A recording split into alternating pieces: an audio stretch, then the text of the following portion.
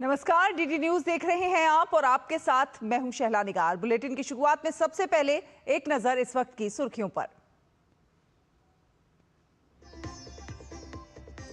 निर्वाचन आयोग ने तेजस्वी यादव के दावे को बताया भ्रामक। कहा, तेजस्वी द्वारा दिया गया नया एपिक नंबर रिकॉर्ड में नहीं है मौजूद। दूसरे एपिक नंबर की वास्तविकता जानने के लिए आयोग ने शुरू की जांच।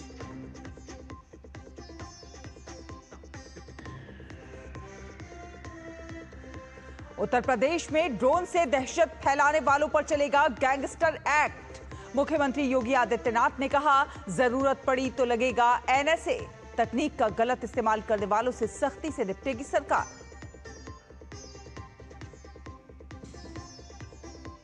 जम्मू कश्मीर के कुलगाम में सेना और आतंकवादियों के बीच मुठभेड़ तीसरे दिन भी जारी। अब तक 3 आतंकी ढेर, 1 जवान भी हुआ घायल।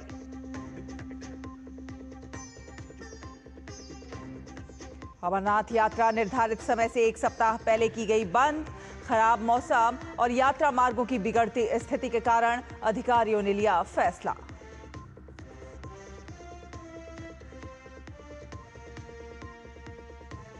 ओवल क्रिकेट टेस्ट का चौथा दिन आज। इंग्लैंड को जीत के लिए चाहिए 324 रन, तो वहीं भारत जीत से 9 विकेट दूर।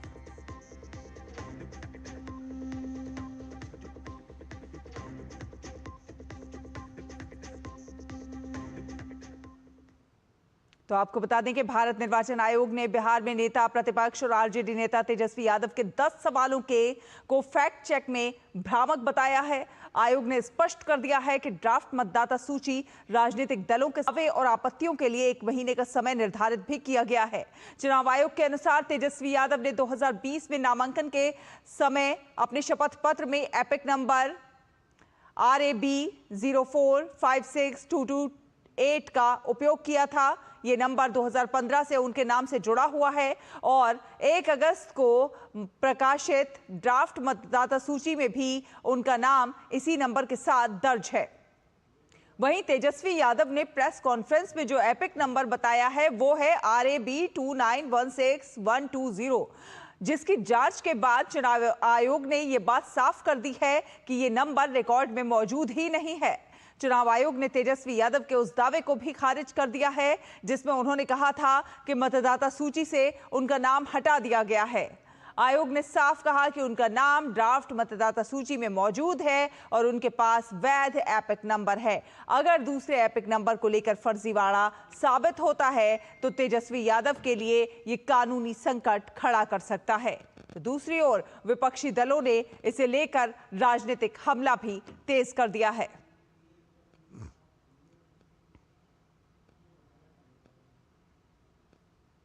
और बिहार में एनडीए की सरकार ने पटना में कच्ची दरगाह से बिदुपुर के बीच बने 6 लेन के गंगा पुल का उद्घाटन पिछले दिनों किया, जिससे पटना और राघोपुर के बीच का सफर अब आसान हो गया है। इस पुल के बनने से राघोपुर के लोगों को साल भर सड़क संपर्क मिलेगा और उत्तर दक्षिण बिहार के बीच कनेक्टिविटी बेहतर होगी। आपको दिखाते हैं हमारे संवाददाता कुमार आलोक की बिहार के राघोपुर से ये खास रिपोर्ट।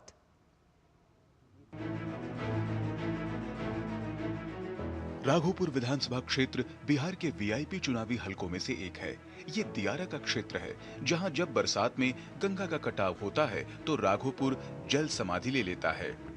आज पटना की कच्ची दरगाह से राघोपुर तक डबल इंजन की सरकार ने नए पुल की सौगात दे दी है। यातायात के लिए नाव पर निर्भर रहने वाली यहाँ की आबादी को इस पुल के निर्माण ने उनकी रोजमर्रा के जीवन को पूरी तरह से बदल दिया है। पुल के निर्माण से मिला कि भाई नाव वाला सबसे पहले समस्या दूर हो गया। दाहर होता था तो दाहर में लोग आना जाना बंद हो जाता था, नाव दुर्घटना होती थी। अब है कि पुल है तो कभी भी रात बिरात कभी भी अपना गाड़ी से आवागमन चालू है, आता जाता है लोग, बहुत सुविधा मिला। पुल बने तो फायदा हुआ, सुविधा है कि मरीज अचानक हुआ तो हॉस्पिटल धर लेता है, जेल में कुछ सदना है ना हॉस्पिटल का। यह पुल उत्तर बिहार को दक्षिण बिहार से जोड़ने वाली 6 लेन रोड का हिस्सा है। इसे बनाने में 5000 करोड़ रुपए की लागत आई है। इसका निर्माण कार्य 2016 में शुरू हुआ था। वैशाली जिले के राघोपुर विधानसभा क्षेत्र से विधायक तेजस्वी यादव हैं, जो अभी बिहार विधानसभा में प्रतिपक्ष के नेता हैं। अभी हम लोगों ने जो गंगा के कनेक्टिविटी पे काम किया, तो कच्ची दरगाह से जो बिदुपुर है वो अपने आप पे 6 लेन ब्रिज है, और जिसको बिहार सरकार ने अपनी योजना से 2016 में शुरू किया था। और आज इस ब्रिज का जो दियारा का पोर्शन हम लोग कहते हैं, दियारा से कनेक्टिविटी होना, तो एक समय था कि मोकामा के लोग टाल पे रहते थे, कभी नजर नहीं आते थे, उसको कनेक्टिविटी मिली। और दूसरी जो सबसे बड़ी बात है कि आज राघोपुर दियारा जो नेता प्रतिपक्ष हैं, उनके भी गाँव को, उनके भी क्षेत्र को कनेक्टिविटी किसी ने दिया, तो नीतीश कुमार की सरकार ने दिया। आज आप दियारा जाइएगा तो 4 लेन ब्रिज से उतरिएगा और सीधे उस दियारा के इलाका जो राघोपुर का क्षेत्र है पूरी तरह से पटना की राजधानी से जुड़ गया।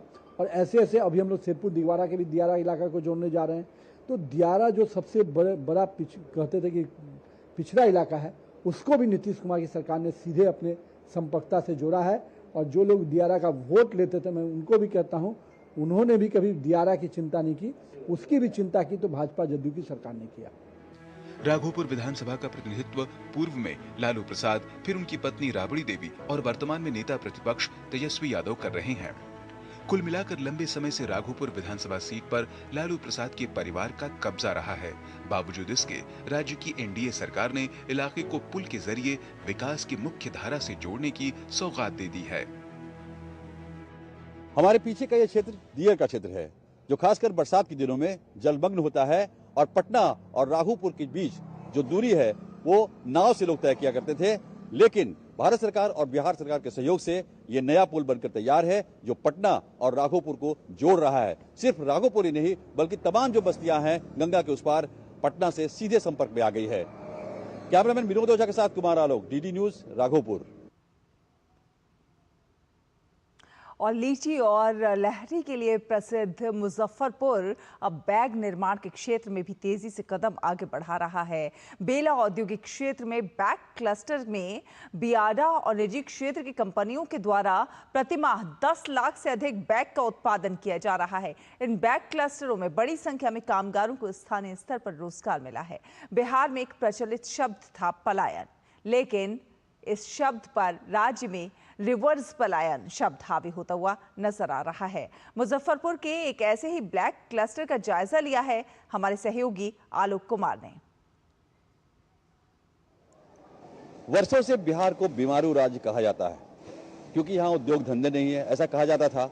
लेकिन हम आपको पूरी सीरीज दिखला रहे हैं। हमने आपको अपने डीडी न्यूज के माध्यम से बहुत सारे उद्योगों के बारे में आपको बताया, चाहे वो बिस्किट उद्योग हो, चाहे वो ड्राई पोर्ट हो, चाहे वो पेप्सी का जो कारखाना खुला है, बॉटलिंग प्लांट खुला है। और इसी श्रेणी में, इसी कड़ी में हम आए हैं मुजफ्फरपुर, जहाँ पे हाई स्पीड कंपनी जो है कमर्शियल वेंचर प्राइवेट लिमिटेड, यहाँ पर बैग क्लस्टर आप देख रहे हैं कि भारी संख्या में स्कूल बैग जो बैग्स होते हैं वो उसका निर्माण यहाँ पर हो रहा है। और भारी संख्या में लोग जो मजदूर हैं जो काम कर रहे हैं इसके अंदर, वो जो बाहर काम करते थे, दिल्ली काम करते थे, बॉम्बे काम करते थे या अन्य जगहों पे काम करते थे, आज वो रिवर्स माइग्रेशन जबरदस्त हुआ है। और हम इसी संबंध में बात करने के लिए हमारे साथ हैं इस कंपनी के वाइस प्रेसिडेंट कृष्ण मुरारी जी। कृष्ण मुरारी जी, पहले बताइए कि ये कंपनी क्या बनाती है और आपका प्रोडक्शन कितना है और कितने लोग इस रोजगार से जुड़े हुए हैं? हम लोग इस laptop bag, school bag, college bag और हार्ड लगेज, ट्रैवल लगेज, ये सभी चीज़ों का प्रोडक्शन करते हैं यहाँ पर। और आज के दिन पे हम 10 लाख पीस महीने का बना रहे हैं बिहार में, जो कि हम पहले बॉम्बे बनाते थे। अब हमने ये पूरा प्रोडक्शन बिहार शिफ्ट किया और हम बिहार में बना रहे हैं। तो मतलब बॉम्बे में आपका क्लस्टर था, लेकिन बॉम्बे से खुद आप ही शिफ्ट हो गए? हाँ, हम लोग ही आ गए यहाँ। बॉम्बे आपने छोड़ दिया? मुंबई छोड़ दिया, हम मुंबई से ही है। और यहाँ के हमने आज से 2022 जून में चालू किया था ये, आज 3 साल हो गए हैं।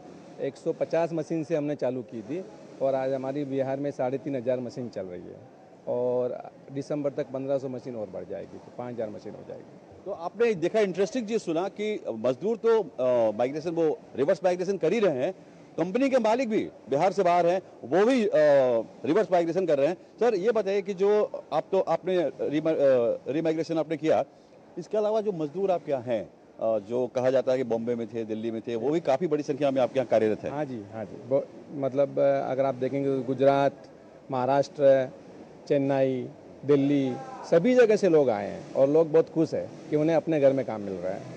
और अपने परिवार के साथ रहने का मौका मिल रहा है। तो आपको लगता है जो धब्बा लगा हुआ था माइग्रेशन का, वो धब्बा कुछ कम होते जा रहा है बिहार में?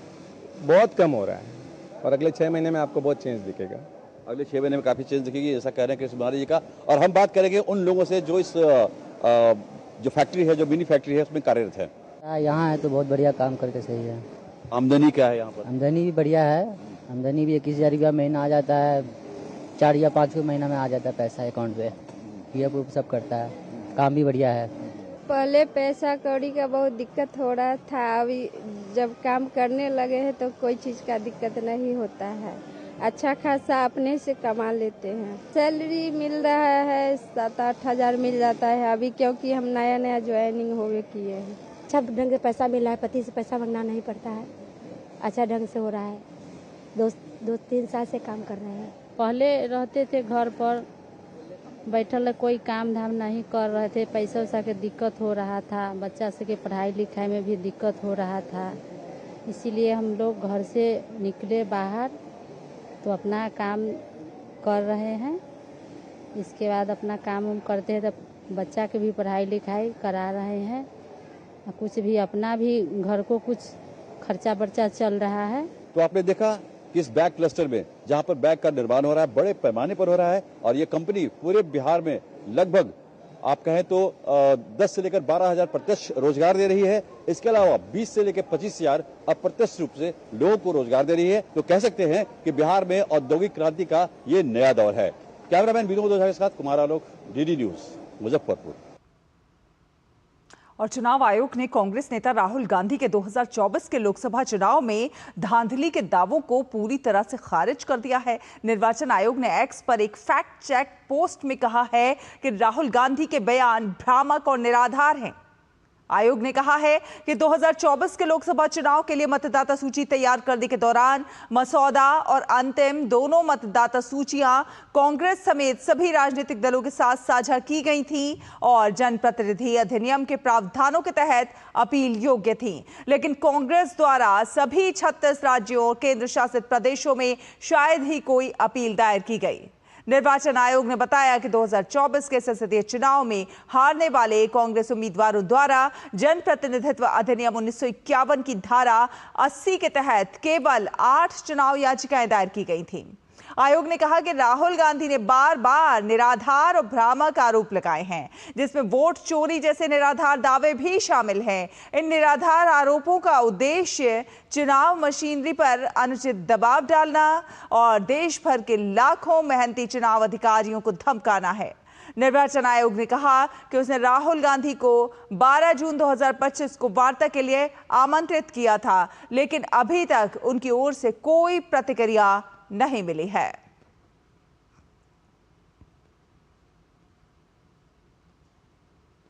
और वहीं उत्तर प्रदेश में ड्रोन के जरिए दहशत फैलाने वालों पर राज्य की योगी सरकार सख्त हो गई है। मुख्यमंत्री योगी आदित्यनाथ ने कहा है कि ड्रोन से दहशत फैलाने वालों पर गैंगस्टर एक्ट लागू किया जाएगा और इसके साथ ही अगर जरूरत पड़ी तो दोषियों पर राष्ट्रीय सुरक्षा कानून यानी कि एनएसए भी लगाया जाएगा।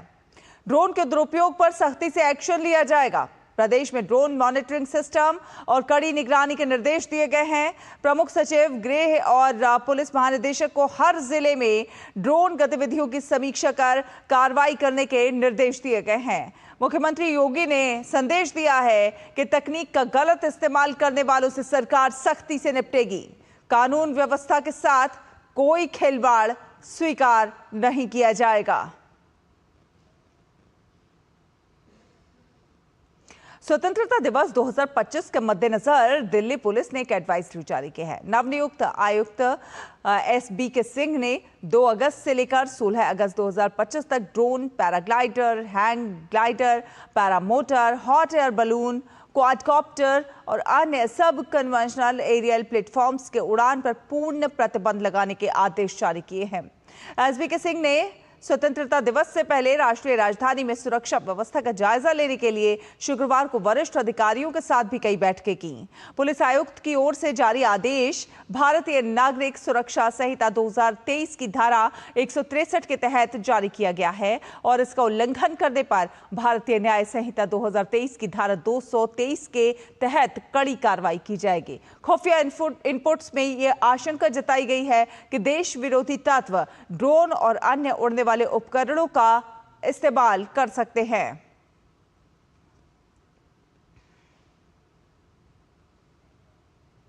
और बात करें मौसम की, तो बारिश के चलते जहां गर्मी से थोड़ी सी राहत मिल रही है, तो वहीं बारिश के बाद जलभराव ने लोगों की समस्याएं और ज्यादा बढ़ा दी हैं। प्रयागराज शहर के कई एक इलाकों में जलभराव की खबर है। सड़कों पर काफी पानी जमा नजर आ रहा है, जिससे राहगीरों और स्थानीय निवासियों की दिक्कतें खासी बढ़ गई हैं। घरों के आगे पानी जमा होने से वहां पर रहने वाले लोगों का निकलना भी मुश्किल है। तो वहीं दोपहरिया वाहनों को इस रास्ते से गुजरना भारी पड़ रहा है। जगह जगह नालियाँ सब रिसीवर बंद हो गए हैं, इसके वजह से बाढ़ आ गई है। हम लोग को ड्यूटी करने का प्रॉब्लम हो रहा है। जाते हैं तो लग जाता है, तो पानी हो गया है। पूरे इलाके कॉलोनी से लेके पूरा समुदियाबाद तक भरा हुआ है। आना पानी भरा है, कम आने जाने को 2.5 फुट के ऊपर पानी भरा हुआ है। वहीं प्रयागराज के कई इलाकों में बाढ़ जैसी स्थिति देखने को मिल रही है। सबसे ज्यादा असर नदी किनारे बसे इलाकों पर पड़ा है। पिछले 4 दिनों में गंगा और यमुना नदी का जलस्तर बढ़ने से कई बस्तियों में पानी भर गया है, जिससे लोगों के सामने परेशानियों का अंबार खड़ा हो गया है। एनडीआरएफ की टीमें लोगों को वहां से बाहर निकाल रही हैं और इन्हें बाढ़ राहत केंद्रों में शिफ्ट किया जा रहा है। बनारस की एक टीम प्रयागराज में बाढ़ राहत के लिए तैनात किया गया है और पिछले 4 दिनों से लगातार जल स्तर गंगा और यमुना का दोनों बढ़ रहा है, जिसके कारण कुछ आवासीय क्षेत्रों में पानी का प्रवेश हो गया है। जैसे राजापुर हो गया, छोटा बघाड़ा, बड़ा बघाड़ा, फाफा मऊ का जो बेला कछार वाला इलाका है, यहाँ पर लगातार जो है एवैक्यूएशन चल रहा है, लोगों को बाहर निकाला जा रहा है। वहीं स्थानीय निवासियों की माने तो पानी का स्तर घट जाने के बाद भी इन इलाकों में समस्याएं खत्म नहीं होती हैं, बल्कि जल स्तर कम हो जाने के बाद बीमारियों का खतरा यहां पर हमेशा बना रहता है। समस्याएं ये हो गई हैं कि नाले का पानी पूरा कॉलोनी में भर जा रहा है, पानी पास नहीं हो रहा है। इससे दिक्कतें काफी ज्यादा बढ़ गई हैं। लोगों को आने जाने की सुविधा, बच्चे जा रहे हैं, पढ़ने वाले घर जा रहे हैं। बाढ़ का पानी तो भर गया, हम लोग को रूम छोड़ना पड़ा। ये मेरा दोस्त है, मैं इसके रूम पे आया हूँ, भी रह रहा हूँ 2 दिन से। बात ये नहीं है कि रूम अभी छोड़ दिए, बाढ़ आई है, इसके बाद भी बाढ़ चली जाएगी तो समस्या लगातार बनी रहती है। गंदा पानी आता है, वही पानी खाना बनाते हैं, बीमार हो जाते हैं हम लोग, डेंगू फैलता है। मतलब ये डिस्टर्बेंस जब तक बाढ़ है तब तक ही नहीं है, इसके बाद भी समस्या बनी रहती है। नाले का पानी इसमें आ नहीं पाता है, उसके बाद गंदगी बनी रहती है वहीं पे।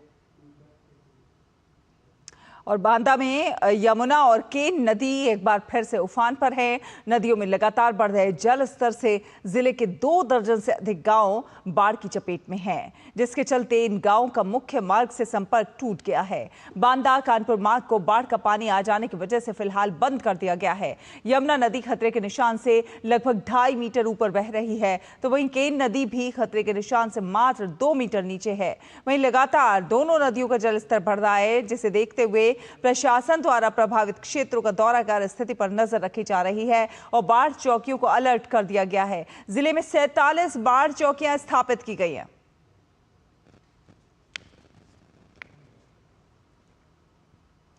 उत्तर प्रदेश में बाढ़ की स्थिति को गंभीरता से लेते हुए मुख्यमंत्री योगी आदित्यनाथ ने राहत और बचाव कार्यों को प्रभावी ढंग से संचालित करने के अपने मंत्रियों की एक विशेष टीम 11 का गठन कर दिया है। ये टीम बाढ़ प्रभावित 12 जिलों में राहत कार्यों की निगरानी करेगी।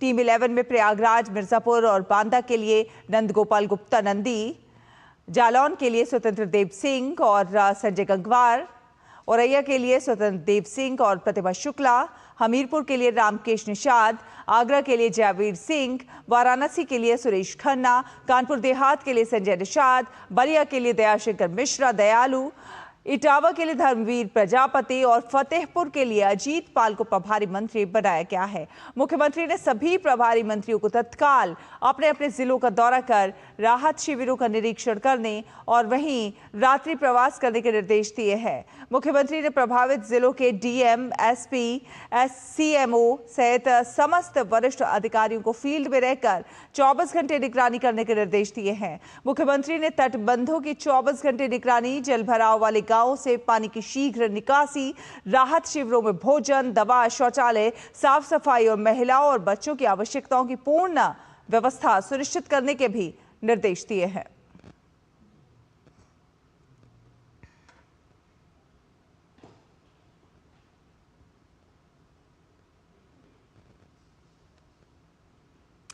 और आपको बता दें कि वार्षिक अमरनाथ यात्रा आज से स्थगित कर दी गई है। ये यात्रा 9 अगस्त को संपन्न होने वाली थी, लेकिन अब ये यात्रा लगभग 1 सप्ताह पहले ही स्थगित कर दी गई है। अधिकारियों ने यात्रा को समय से पहले बंद करने के पीछे खराब मौसम और यात्रा मार्गों की बिगड़ती हुई स्थिति को मुख्य कारण बताया। 3 दिन पहले भारी बारिश के कारण यात्रा को अस्थायी रूप से रोक दिया गया था। इसी बीच कल अधिकारियों ने घोषणा की कि बालटाल और पहलगाम दोनों पारंपरिक मार्गों से यात्रा फिर से शुरू नहीं होगी, क्योंकि मार्ग असुरक्षित है और तत्काल मरम्मत की जरूरत है। 31 दिन तक चली यात्रा के दौरान दोनों मार्गों से 4,14,311 श्रद्धालुओं ने बाबा बर्फानी के दर्शन किए। ये यात्रा 9 अगस्त को सावन पूर्णिमा के दिन समाप्त हो रही थी। इस दिन पवित्र गुफा में श्रीनगर के दशनामी अखाड़े से पवित्र छड़ी मुबारक पहुंचाई जाएगी।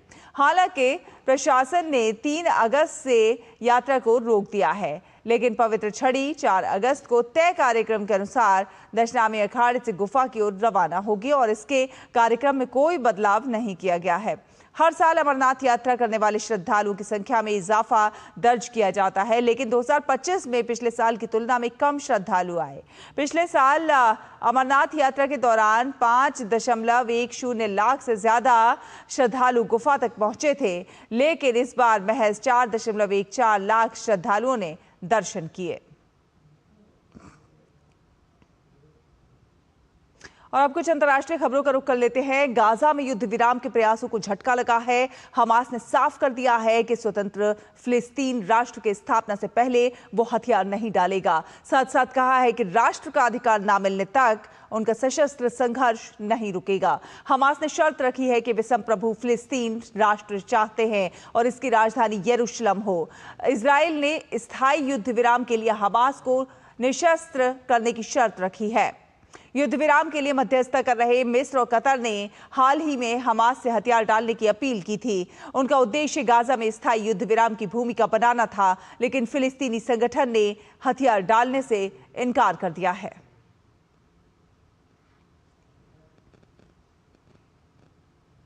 और अमेरिकी राष्ट्रपति डोनाल्ड ट्रंप के पश्चिमी एशिया के दूत स्टीव विटकॉफ ने तेल अवीव में हमास द्वारा बंधक बनाए गए इजरायली लोगों के परिवारों से मुलाकात की। इस दौरान पीड़ित परिवारों ने उनसे बंधकों की जल्द रिहाई में मदद की गुहार लगाई। विटकॉफ ने पीड़ितों को भरोसा दिलाया कि वो इजरायली सरकार के साथ मिलकर ऐसी योजना पर काम कर रहे हैं जिससे गाजा में संघर्ष को खत्म किया जा सके।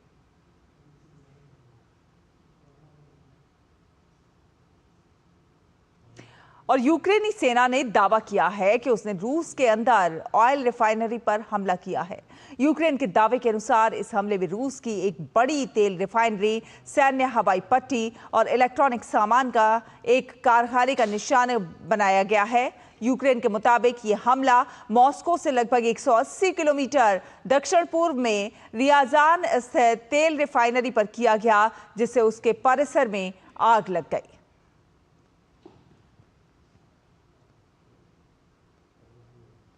और अंतर्राष्ट्रीय खबरों के बाद अब रुक करते हैं खेल की खबरों का। ओवल टेस्ट में भारत ने इंग्लैंड के सामने जीत के लिए 374 रन का लक्ष्य रखा है। जवाब में तीसरे दिन का खेल खत्म होने तक इंग्लैंड ने 1 विकेट के नुकसान पर 50 रन बना लिए हैं। जैक क्रॉली और बेन डकेट ने इंग्लैंड को तेज शुरुआत दी और 13.4 ओवर में ही 50 रन जोड़ दिए।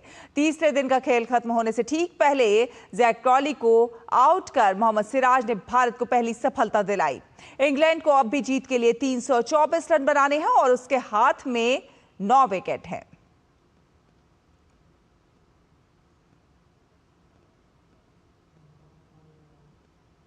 और दिल्ली के जवाहरलाल नेहरू स्टेडियम से fit India Sunday on cycle कार्यक्रम का आयोजन भारतीय डाक विभाग के सहयोग से किया गया, जिसमें पोस्टमैन और युवाओं ने हिस्सा लिया। इस कार्यक्रम में लोगों को नियमित शारीरिक गतिविधियों के लिए प्रेरित किया गया और एक स्वस्थ जीवन शैली की ओर कदम बढ़ाने का संदेश दिया गया। इस आयोजन में 2024 south Asian basketball under 16 championship के स्वर्ण पदक विजेता खिलाड़ियों को विशिष्ट अतिथि के रूप में आमंत्रित किया गया। ये खिलाड़ी हाल ही में कोलंबो, श्रीलंका में आयोजित प्रतियोगिता में भारत का प्रतिनिधित्व करते हुए स्वर्ण पदक जीतकर देश का नाम रोशन कर चुके हैं। अरमान, अंश तोमर, शेखर राठी और कृष्ण सुनरिया, इन युवा खिलाड़ियों की उपस्थिति ने न केवल युवाओं को खेलों की ओर आकर्षित किया, बल्कि राष्ट्र के प्रति समर्पण और अनुशासन का भी संदेश दिया। मैं इस चीज़ को अप्रिशिएट करूंगा क्योंकि गवर्नमेंट इस चीज़ को बहुत सही कर रही है ताकि लोग फिट रह सके और ये लोग अपने साइकिल की जर्नी को स्टार्ट कर पाए। ये बहुत अच्छा वे है इस चीज़ के लिए।